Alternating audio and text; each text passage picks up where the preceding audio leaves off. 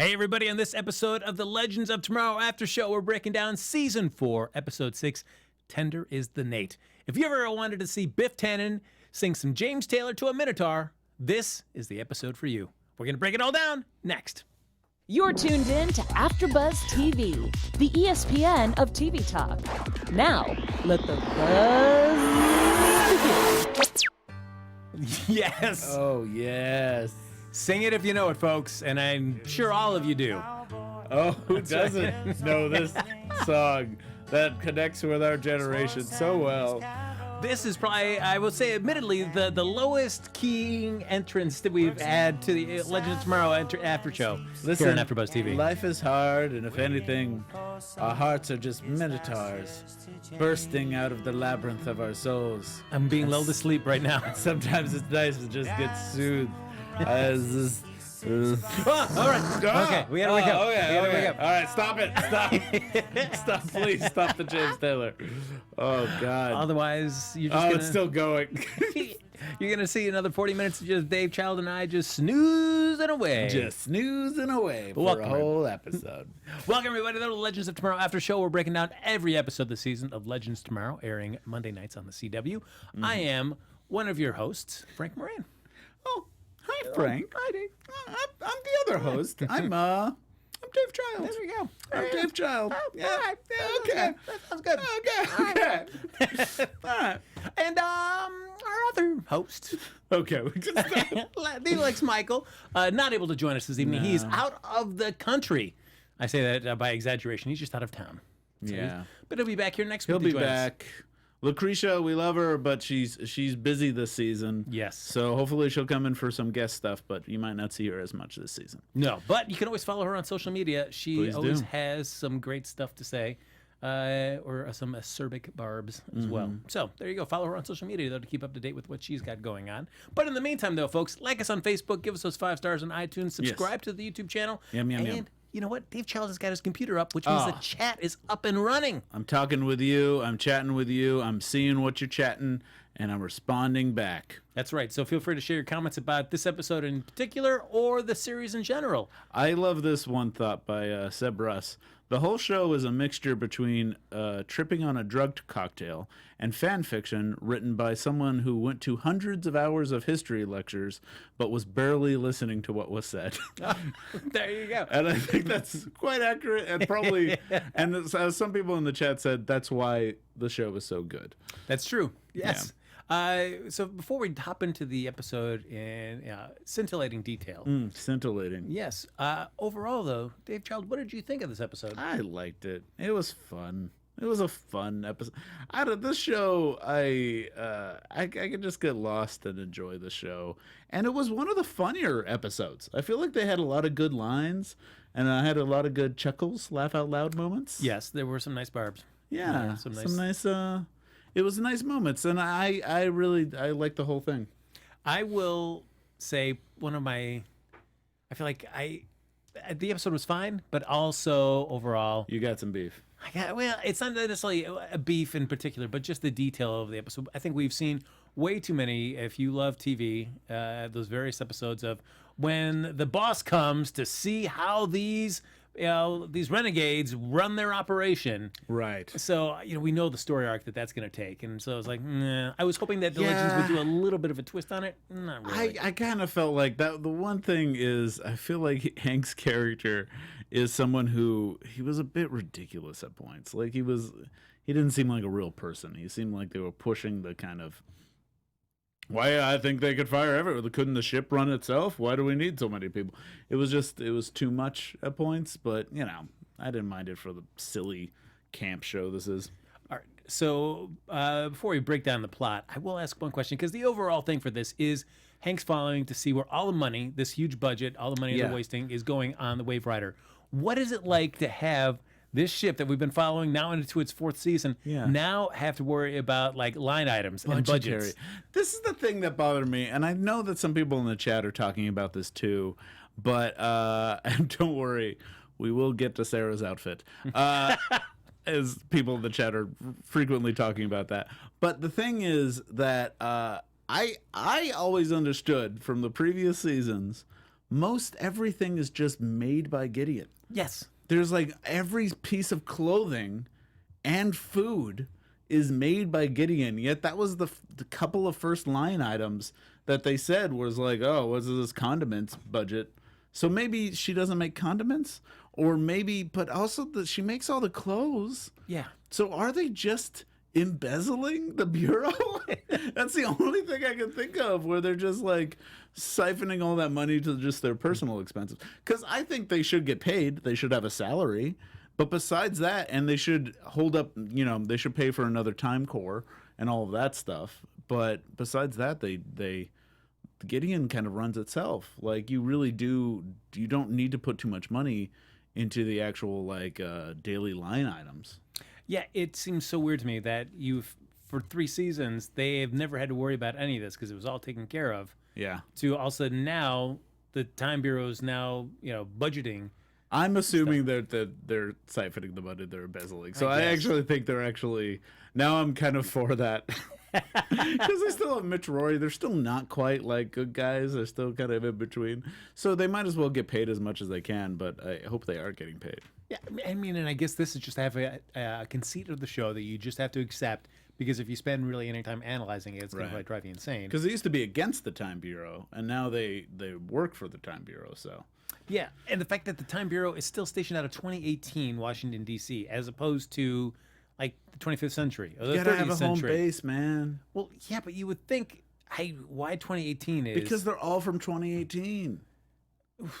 They go back to 2018. They have all the stuff from 2018. Why is 2018 so bad? Yeah, it just seems people in 2002. That's the future. But I mean, are we to assume that the Time Bureau has just always been in that exact location? It's new. The Time Bureau's new, rather new. It's like a couple of years old. All right, It seems weird to me that Rip would have made it present day as opposed to doing it in his own home time. No, he wants to stay away from his home time because he has bad memories there. He kind of settled into 2018. He used to settle into Jonah Hex's time. There we go. Back in the day, he spent a lot of time with Jonah Hex back in those days. So he moved on from there. He has a lot of X's and hexes and different time places. So he has to settle into 2018. Fresh start. This could be the first season without a Jonah Hex appearance. I sure hope so. All right. I love the concept of Jonah Hex, but the Jonah Hex on this show has not been that great for me. All right. So as we go into the episode, I'm just going to jump right into a hot take. I want to just see what you think and what your opinion is. Okay. My hot take is I find Mona a much more interesting supporting character than Gary. Well, yeah, but I also like Gary because I like that Mona is kind of a positive, bumbling, lovable character, and Gary's someone who trips over buckets, Mm-hmm. You got to have the trip over the bucket guy. But Mona actually seems pretty competent at what she does. She's just she's bubbly. I love her. I think that you have someone she's hardcore shipping Nora and Ray and saying the new Ross and Rachel, which, don't say that ever. Don't ever say someone is a Ross and Rachel, because you're just, that's fraught with turmoil, that relationship. You don't want to we were on a break. You're on a break. It was a break. No, that's more of a Seinfeld voice for Ross, but you get my point. It's you don't want to put that on anyone. Give him a Monica Chandler if you're going to give him anything. No, I guess. That's my hot Friends take. Although, I mean, Monica and Chandler, theirs was pretty easy. They were just friends for the longest time, and then they became lovers. Yeah, but you kind of wanted them to succeed more than Ross and Rachel. But at the end of it, you're just like, Ross, Rachel, enough. Yeah, that's true. I really didn't care about that point. Oh, so welcome to the Friends After Show. We're really breaking down the Friends relationships. Yeah. A lot of people say that Ivan in the chat says Ross and Rachel suck. And people are also saying Monica and Chandler were better. So look at there that. You go. Oh, well, not Joey and Rachel? Nobody did enjoy that little... No, Joey and Rachel, that was the big ship. Ooh. So we do start the episode where in 2018 in the Time Bureau headquarters, and speaking of Mona, it is her first day of work as an official member of the Time Bureau. Because in last episode, she showed that she showed a lot of she was good with the magical creatures, and she also knew a lot about them, and also seemed like she was there to care for them. And so they hired her up, and now she's part of the bureau. And you basically, by Ava's first line, you know the arc for her for this episode. Yeah. Where she's all hardcore about Mona, like, don't get close to these, don't fraternize, don't be familiar with them.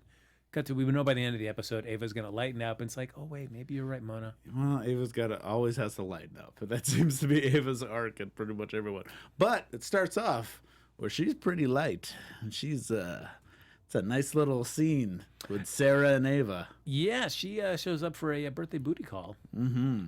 That lingerie is, I have to say, I think that's some of the best network TV I guess maybe it's a cable show, but like lingerie I've seen. It's like it was nice. It's nice. Yeah. It was nice, and it was tasteful, but also like it was good lingerie. Good job. I feel slightly skeevy if we spent any more time talking about it. No, let's really piece about. But also we got to see Sarah's ninja skills. Yes, as well. So. Where she crawled up into the ceiling as Hank appears. Says you got to justify these budgets. Justify them budgets. So, she wanted to justify something else. But we see Nate comes up with a brilliant idea, like, "Hey, why don't you see how the legends operate? Yeah, and then you'll understand why they need everything that they've been using." I'm sorry. Say that again. He got so distracted about Sarah's lingerie. Yes. Nate's idea was like, "I'm still lost in that.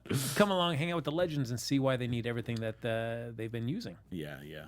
And so they hop immediately to the waverider. There's no giving them a heads up, because if you're going to inspect, you got to just show up. And we know what was going to happen. We don't want, Nate's going to see Amaya. Oh, it's going to be awkward. You know, for, oh boy, all right. I feel like it's tough to save all my beefs.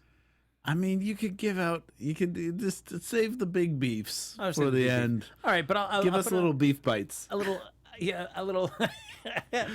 beef morsel right here. Hot beef morsel right now is for all the buildup that they've been doing. Like, oh man, Nate cannot see Charlie. No, man, I kind of liked it. I kind of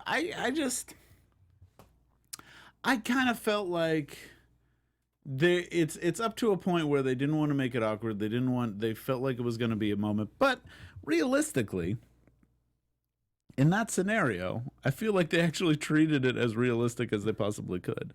That they did, but when they go past that to say, you know what, for the rest of this mission, you got to act like Amaya, so Hank doesn't suspect anything. That was weird. And then they didn't really do anything with that. That was like a weird thing that they said, okay, now you guys are going to have to pretend to be a couple so Hank doesn't know something's weird. And then nothing really happens with that. It kind of just falls flat. They just end up calling her Amaya.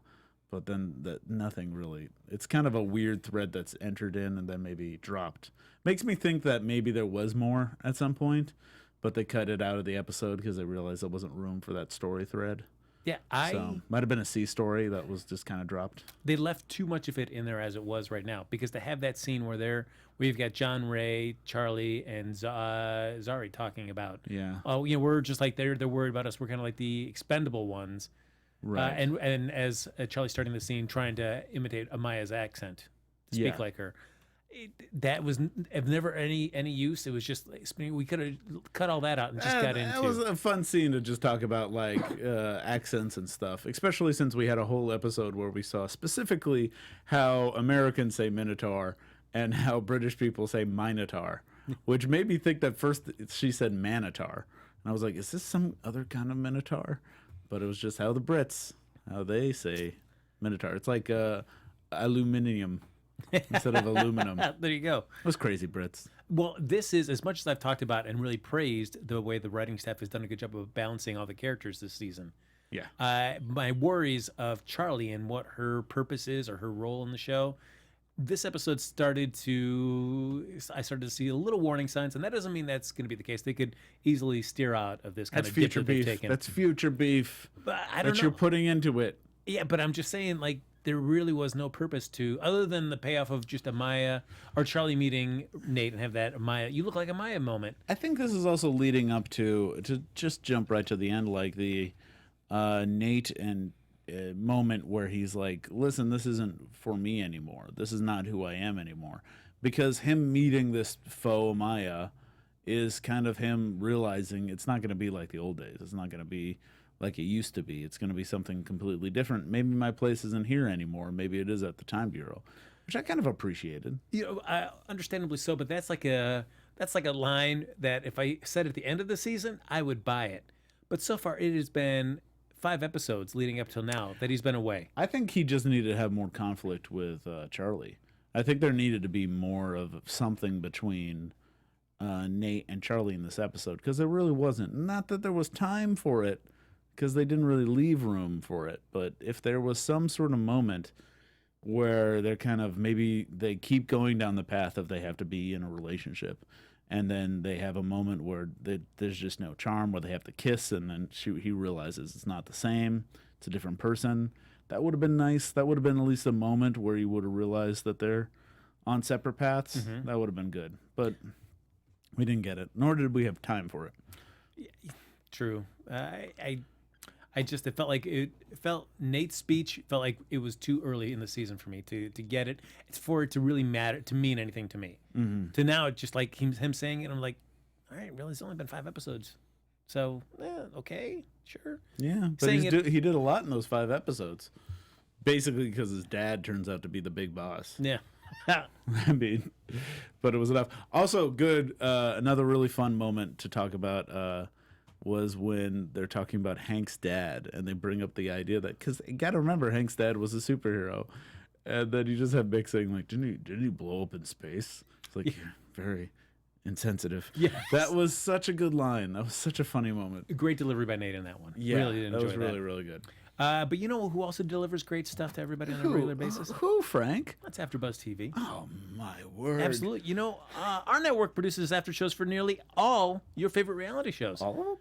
Or just even favorite TV shows in general. It doesn't have to be reality. It could also be drama, sci-fi, and many other more. All the genres. Yeah, sports, things like that as well. You know, in fact, there is no network that works harder to serve you, the television fans. But now we need your help. So we're asking that you subscribe to one or more of our AfterBuzz YouTube channels. That doesn't seem so hard. No. It's just you hit the subscribe button. That's it. It's just one little boop, and you're set. Can I ask a question, though? Yeah, please, Dave. What about those pesky notifications?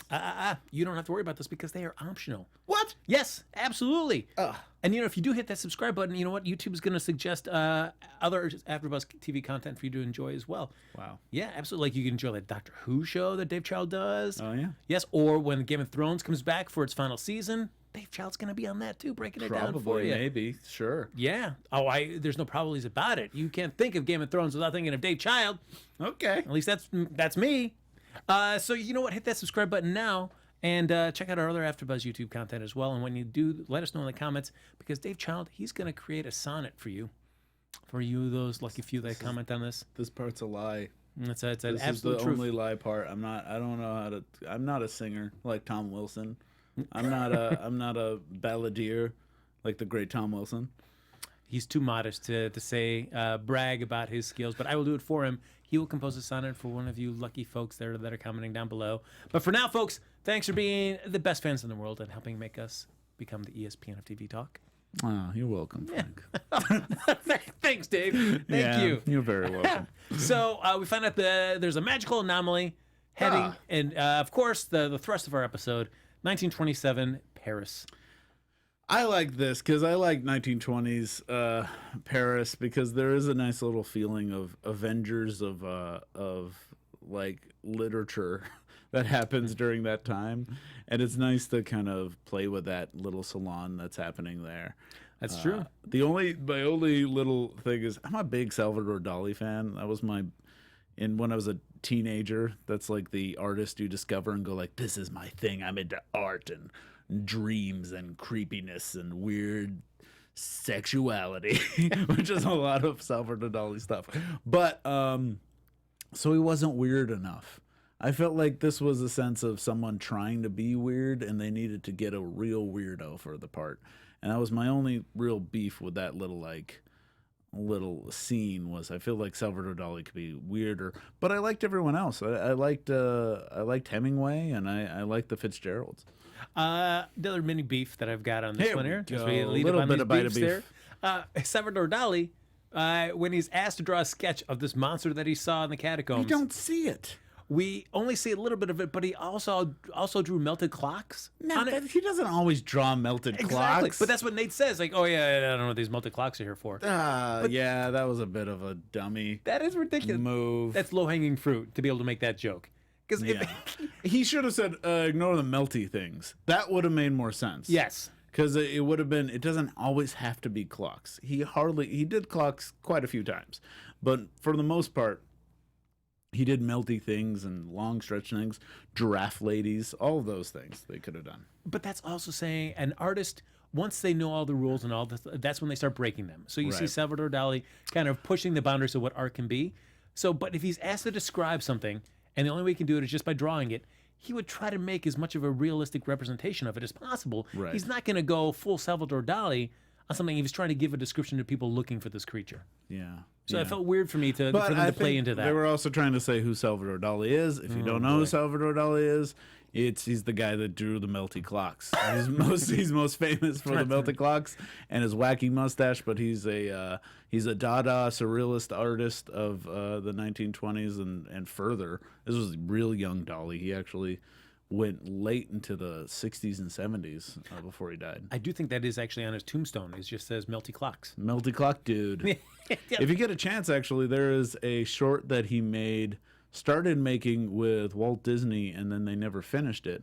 But it was finished only like 10 years ago. Someone found all of the rough storyboards for it, and they finished it. And it's like a Salvador Dali painting come to life with just a little, not that much of Disney in it, just more of the Dali-ness of it. But it's animated. Oh, it's interesting. cool. Yeah. That's cool. So we do not only meet Salvador Dali in that cafe, but we also meet Papa himself. Oh, Papa. Papa, don't preach. Oh, Papa, don't preach. I'm in trouble deep, Minotaur in the streets. I'm in trouble deep. See, I told you he knows how to sing. Yeah, I'm a regular Tom Wilson. That's right. They meet Ernest Hemingway, who, of course, Hank is an enormous fan of, and basically he gets blinders on in that moment. Yeah. Hey, this is a great thing about having access to a time machine. Wow, I can actually go back in time and meet a hero of mine. I also love that Hemingway is such a dad hero. He's such like a masculine male dad, baby boomer type of like hero type of thing. So it's nice to play with that. And one thing I liked about the episode was just punching Hemingway in the face, because he's a guy that I think he gets too much credit from this masculine macho kind of feeling to it. And often now, if you read some Hemingway, I think in today's view, it comes off a little toxic masculinity. So it's nice to kind of address it in a way that's just like, well, this guy is good, because they still quote him and they still reference him. So they still talk about how good of a writer he is, but he is troublesome because of all the macho-ness. Yeah. So they kind of showed that, but through comedy in a good way. To jump over for a line for Sarah when she has to Hank, like, you ever been hit by a girl? Hank? Like, no. I was like, Sarah, just that line, the way she delivered it, and just kind of sizing Hank up after that. You will be. Yeah. You will be. Yeah. One thing that I would have loved to see more, and it's again one of those things where you just don't have enough time, but when they do set it up that Rory's hanging back with Hemingway for a little while, and they make that author connection. Yeah. I would have loved to have seen just a little bit more into that, just to see them. Well, I also like how there's a friendship almost instantly between them, because, yeah, that makes sense. Yeah. They both like to punch things, and they're both writers. So it's... How do you air quote Mick Rory? I'm sorry, Mick Rory's a great writer. This is for Hemingway. No. But we do find out from Dali he's heard about a creature that's in the catacombs, and so they break it up. And there's a little bit of tension between Nate and Hank, and in terms of how we're going to do this, because Nate, once they figure out what the creature is, or at least have a drawing of it, the normal procedure is you go back to the waverider, you do some research, you look up to find out what this creature is, and then you come up with a plan to get it. I also think this might be the first episode of this season where the creature is basically the creature.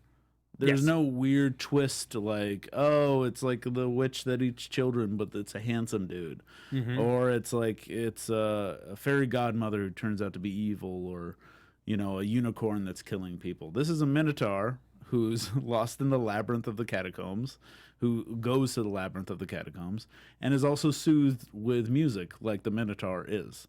So it was a nice little like, oh, it's nice to get like a mythical creature who does the actual mythical creature stuff. And because it felt like the Minotaur was just window dressing and just a reason for them to be there around the types of people that they needed to be. That's okay, though. Yeah, which is fine. You can have that. You could have a couple episodes where it's about who the mystical creature is and the story behind it, and you can have some that's just about time travel. Like if they get too distracted with the mythical creatures, then it's just Supernatural. We're just watching Supernatural that's a bit goofier, even though Supernatural's pretty goofy, but through time. And this way we can do, which is a couple episodes of Supernatural is time travel involved too. So it's nice to be like, okay, just have that be a side thing and explore the time travel aspect of it and also the character dynamics between the group. True, because which the normal kind of thing would be, it's Constantine kind of getting in with this group a little bit further, and he's playing a kind of at least a part in trying to subdue this magical creature. Yeah, yeah. Since it's more of the focus on this is the Nate and Hank dynamic, having Constantine really involved doesn't make much sense. That only takes away from Nate and Hank moments. So yeah, pull him back, make it, let's just say it's a straight up Minotaur. He's got the musk. Yeah, he's doing the musk stuff. He did his musk. That was and enough. He has a good naked yoga moment in That's this episode, and that makes it all worth it. And he seemed genuinely happy to see Nate. So I'll give it up for Constantine. Yeah. Well, speaking of genuinely happy to see Nate, another funny line from this was when Ray found out Nate was coming there. He's like, man, I could really use a hug. I'm going to talk about my Nora problems. I just love... The one thing I don't like about Nate staying in the Time Bureau is I really do want some Nate moments. And as soon as like Nate sees Ray, he goes for the hug. And it's just such a nice... I love that bromance, and I want that to stay. That is true. I will miss that as well, too. I'd be able to have that on every single episode, because it was nice. Yeah. That is a definitely fun relationship that progressed through, during the course of the seasons. Yeah. So, though, we see Nate says, I'm going to go back to the waverider. Sarah backs up Hank's play because, hey, Hank's checking us out. We got to, appease the big boss. Yeah, he's got to have a fun time, and since he likes Hemingway...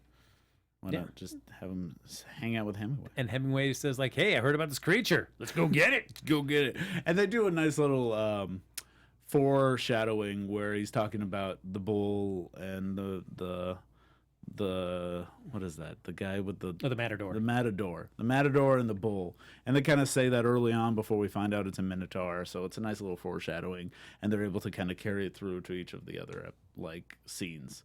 So that's good. Yeah. We see the first attempt to subdue the Minotaur fails. Mm-hmm. They use brute force. Doesn't work well. No. So Hank gets injured. No bullet to the face. No. That Minotaur is blocking things with that big battle axe he's carrying. Ooh, he's an axer. But then we, again, and I already brought it up for my part of my beef there, we do see the Nate kind of just swimming in circles for a little bit. All he does is he happens to bump into Charlie, and then they bump into the Fitzgeralds. Yeah. Which really amounts to nothing as well. It's just like they could have used the Fitzgeralds a bit more, but it was nice to see him. Yeah, they could have used more Zelda. I want more Zelda. Who doesn't? Yeah, Zelda's great. So though Nate does figure out though, hey, you know what? Minotaur very quickly figures out. Yeah, what it does is just needs to be have a lyre, and you sing a lullaby to it, and that's the way you take it out. I do love this little "Who's on first" that happened. It made me chuckle too.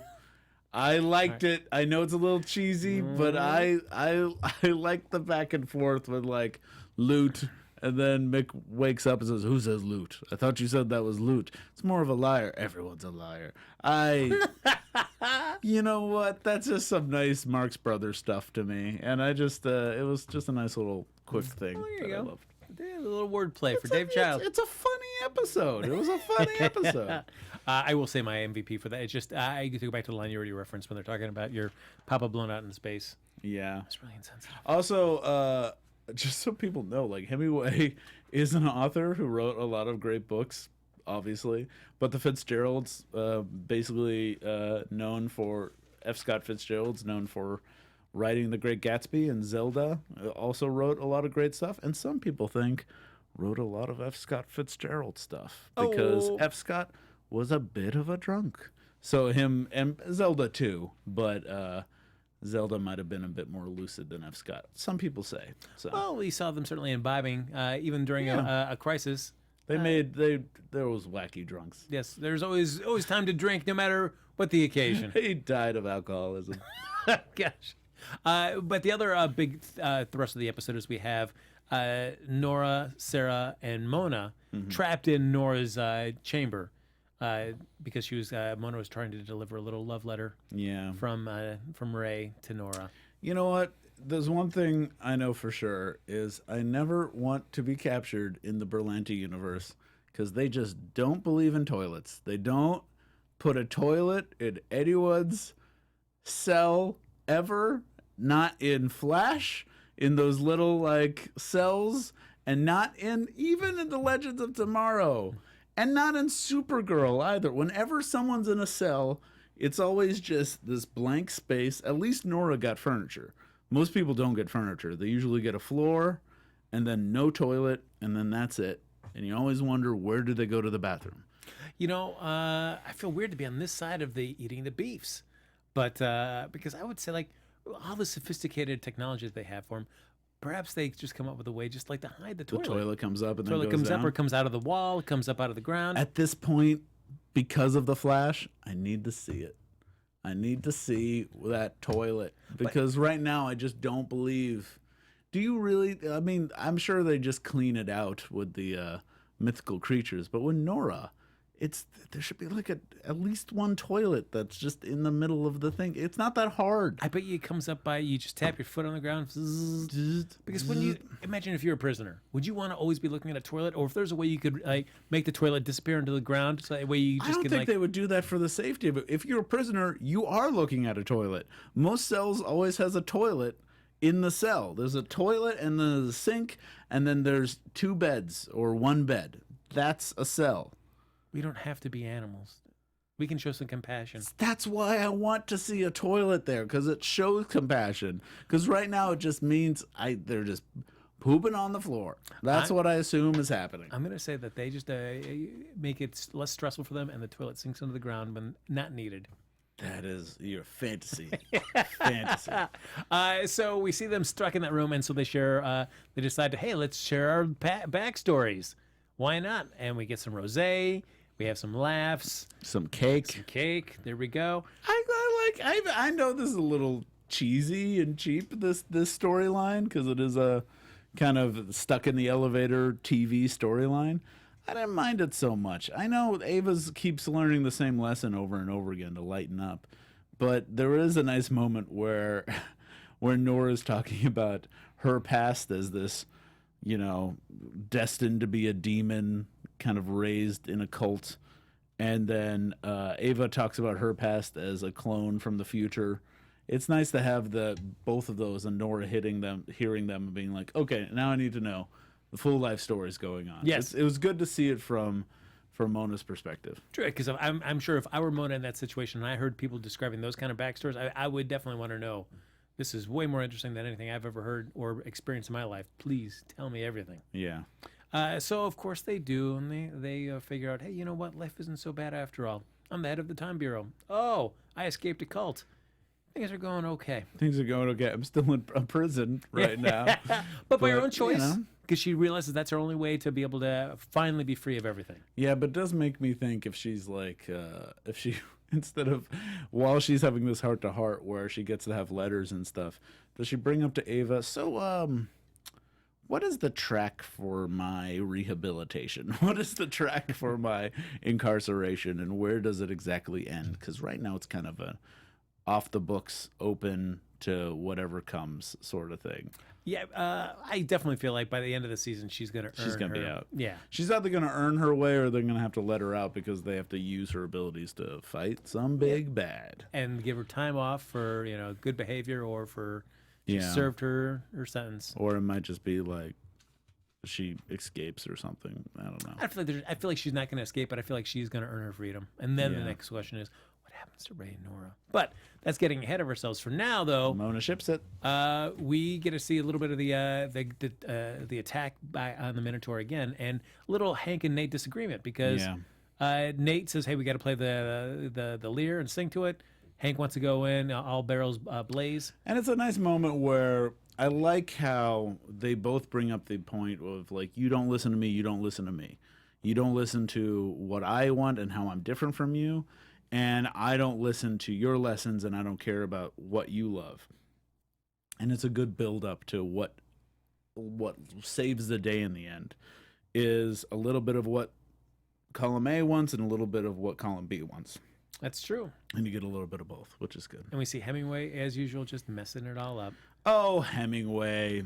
But we get Go to play with your multi-fingered cats, you weirdo. head down there, yes, to the Keys. Get your thumb cats, the Yeah. cats with the thumbs, Yeah. Hemingway's Whoa. cats.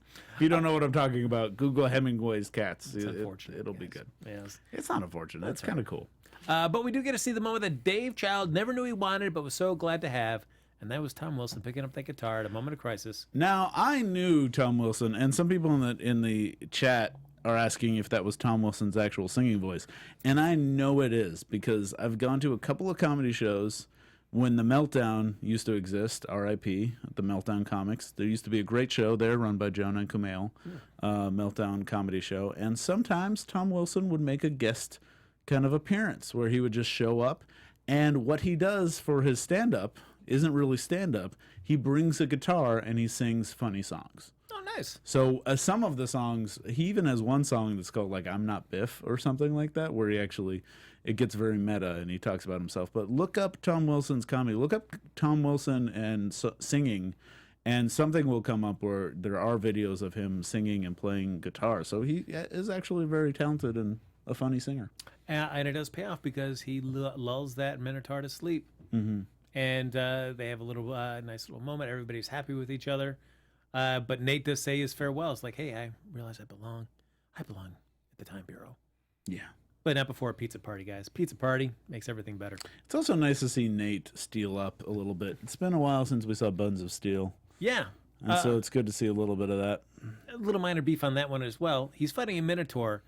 And I guess this has always been an issue with Nate's powers. Like, he's made out of metal. He's got to concentrate. He's got to concentrate to have those abilities. But there's no reason that he should have dropped that. He didn't mean to drop it. He dropped it because he got choked by the Minotaur. But as a person made of metal, he's not going to feel that. The Minotaur is very strong. And it was able to distract him, and because he was distracting him, it brought down the shield. I think that makes more sense than toilets in the floor that we don't see. I don't know about that. Personally. All right, so, folks, we'll get to my main beef of the episode. Oh, here's the main beef. Thank you, Josh. Yes. Yes. Finally. I gave you a little mini beefs leading up to this. My main beef in the episode is our beloved Ray Palmer, who, wants to just check on Nora to see how she's doing. Wants to write her a love letter, but, or just, perhaps just a note, a nice friendly note. But, decides, rather than... Yeah, okay. He puts himself in the envelope. How this thing got sealed, he got stuck to it. How he let Mona know, like, hey, I'm not going to be around, but I'm just going to leave this envelope on your desk. This is what I think. I don't think I know he claims that he just got stuck to the glue and he can't get out of it. We know he's got rockets. He's got jetpacks on his feet and his hands, and also he's got lasers that can blast out of it. So I think he just got shy and he felt real awkward about leaving, and he's using the glue as an excuse because after a while he thought, oh, maybe she's not going to want to open it, maybe she's not going to want to see it, and then they start talking about him. And then he's like, oh, maybe I shouldn't come out now because they're talking about me. And then he's just stuck there and he doesn't know what to do. That's how I'm going to eat your beef, is I'm going to assume. But yes, I had the same thought. Like, you could definitely blast your way out of glue, buddy. Yes. But even if it like lights the envelope on fire, I think you can get out of there. But so that's why I think he was white lying a little bit, and he was just awkward, and he's a shy, sensitive boy. I would also think that if I was trying to lick this envelope, why I didn't lick it while I'm huge, then shrink down and then pull the envelope closed. But even if I got stuck in the envelope adhesive, I would then grow immediately right out of it and say, all right, let's just get another envelope and do this again. Why would I just keep myself stuck in there and then be taken away in there? That's why I'm saying he didn't get stuck in there. I'm saying he got himself stuck so he can go into the envelope and get snuck in there because he wanted it to be a surprise. But then he didn't break out of it once he was in there because he was a shy, sensitive boy. I disagree. I feel like if I were stuck in an envelope, I would enlarge myself immediately and then just do a new envelope and shrink myself back down. Again, I think that makes more sense than your fictitious invisible toilets. As Ava says by the end of this episode, it is time that we can have a little compassion in here. And the compassion is a toilet that slides into the ground. I agree, but I need to see it before I believe it. Right. I went through too many seasons of The Flash where they definitely didn't have a toilet sliding into the ground. Those are just rooms without poopers. You know, there's a hole there. Yeah, There's no hole. There's no hole. All right, so as we get ready to wrap up, we can probably do a few predictions. Yeah. Yeah, why not? Let's predict some stuff. And now, your AfterBuzz TV predictions. We know from next week we've got a bunch of dolls, and nothing's better than Spooky dolls. spooky dolls. Also, we're in New Orleans, which is going to be great. I think there's going to be a lot of voodoo stuff going on in this one. I kind of hope, I think we're leading up to whatever's chasing after Constantine, and we have seen in the chat from previous episodes that flash of character that we sometimes see is from the Constantine show. Yes. So thank you, Tanya, for letting us know that. Yeah, I'm guessing like we are going to see that character come back. I forget what his name is. If only Lucretia was here. But like we are, I think he's going to come in by the end of the season. I'm down with that. Sure, let's do it. I'm sure that if you're a Constantine fan, this would be an awesome season for you then to see that kind of payoff. So yeah I'm down for that. I am all up for escalating a little bit of what is happening with the Constantine. It's time for us to start getting a little bit more info about whatever it is. So if we can do that next episode, I'd be happy. I'm also hoping they pay off what Hank said in the previous episode. It seemed like it was leading into this episode, and then they don't really do anything with it, which is, we can tame these animals. We can kind of turn them onto our side. Well, we can use the magical creatures, and we can weaponize them. It's kind of like what he implied. It sounded like he was going to polarizer aliens these creatures. I think that's going to come up, and I think it's going to add more conflict in between Nate and Hank, where all of a sudden he's got these weaponized magical creatures, and Nate's going to be against weaponizing them and maybe freeing them or rehabilitating them. True, I would agree. I think that's why we see somebody like Mona introduced this season, who is a caretaker to the monsters and has an affinity for them. I can see Hank kind of using her as a way to weaponize them, but not in a way that Mona doesn't realize, like, I'm just being really nice and kind to these monsters, when in actuality it's setting Hank up perfectly to have them docile enough to have them do what he needs them to do. Right. And then it's all going to go wrong. Also, some people in the chat, some people disagree that it is the person from the Constantine show. So we'll see about that. But also, Dr. Moon is brought up by Star Drew. And I guess that is another Constantine character. I have to watch Constantine, is what I'm learning. It is on the CW seed, I believe. It is on the seed. Yeah, check it out. I got to seed that. Yes. And we have now seeded to the end of the show. Nope. Not as that was good. That was a good segue. Yeah. Wah, wah, wah. Wah, wah. Ladies and gentlemen. There we go. You deserve that.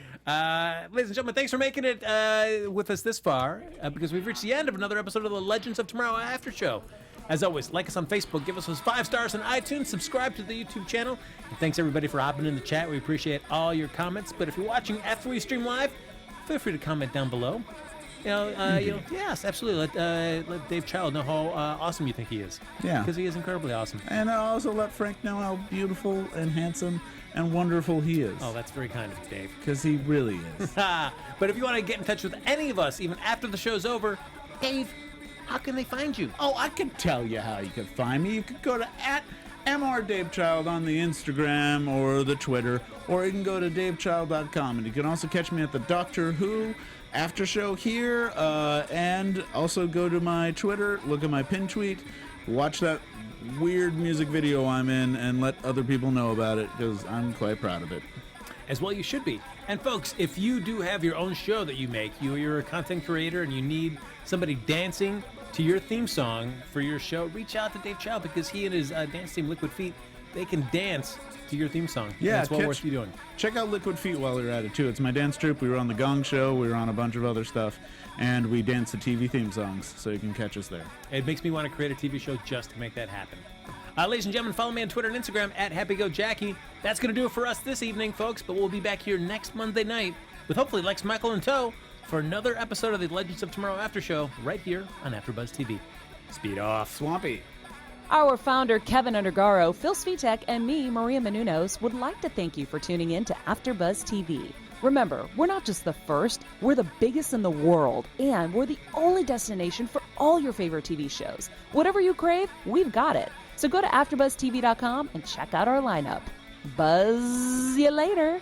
The views expressed herein are those of the hosts only and do not necessarily reflect the views of AfterBuzz TV or its owners or principals.